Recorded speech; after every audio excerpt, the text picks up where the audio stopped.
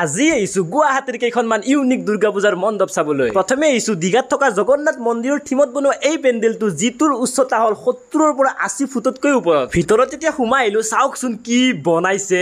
প্ৰায় 20 লাখ টকাৰ বাজেটৰ এই পেণ্ডেলটো। ইয়াৰে মূৰ্তিকেইটা চাওক, যিকেইটা সৰু মূৰ্তি ৰং কৰিব বাৰু বাকী আছে, বাকী যিটো ডাঙৰ প্ৰতিমূৰ্তি সেইটো একদম স্পেচিয়েল পূজাৰ সময়তে অপেনিং কৰিব। তীব্ৰ গতিত কাম চলি আছে, যিহেতু দুৰ্গা পূজা ওচৰ চাপিলে, আৰু এই মণ্ডপটো বনাইছে প্ৰায় 3 মাহ মান আগৰ পৰাই। টোটেল 36 জন মানুহ মিলি এই মণ্ডপটো বনাই আছে। আৰু চাওকচোন গদা, চক্ৰ, গণেশ বাবা, মানে কাম কিন্তু ধামা ধুম চলি আছে। আৰু এইটোৱে সেইটো দীঘাত থকা জগন্নাথ মন্দিৰটো এইটোৰ ৰূপতে এই পেণ্ডেলটো বনাই আছে। এইবাৰ আহিছো উত্তৰাখণ্ডৰ এটা পুৰণা হাভেলি, অৰ্থাৎ পুৰণা মন্দিৰৰ থিমত বনাই আছে এই পেণ্ডেলটো। প্ৰায় 20 দিন মান আগৰ পৰাই কাম চলি আছে। আৰু এই মণ্ডপটো টোটেল বাজেট হ'ল 22 লাখ টকা। আৰু ইয়াতে ধুনীয়াকে মাৰ মূৰ্তিটো ৰখা হ'ব। আৰু এইফালে লাইটিঙৰ পৰা কালাৰিঙৰ পৰা ইয়াত কিন্তু বহুতখিনিয়ে কাম বাকী আছে। এইকেইখন যে বস্তা দেখা পাইছে, এইখন ধেমালি বস্তা নহয়, ইয়াতে এখন পাহাৰ বনোৱা হ'ব, মানে গুহা টাইপৰ তেনেকুৱা চিষ্টেমৰ বনাব। যেতিয়া কমপ্লিট বনোৱা হ'ব বহুত বেছিয়ে ধুনীয়া লাগিব। আৰু এই গেটখন যেতিয়া ৰং কৰিব, চালিয়া এটা লুক আহিব দেই। এইবাৰ আহিছো গল্ডেন জুবলি স্পেচিয়েল। ইয়াত বনাই আছে বেংককৰ 135 ফুট ওখ বুদ্ধ মন্দিৰৰ থিমত এই পেণ্ডেলটো।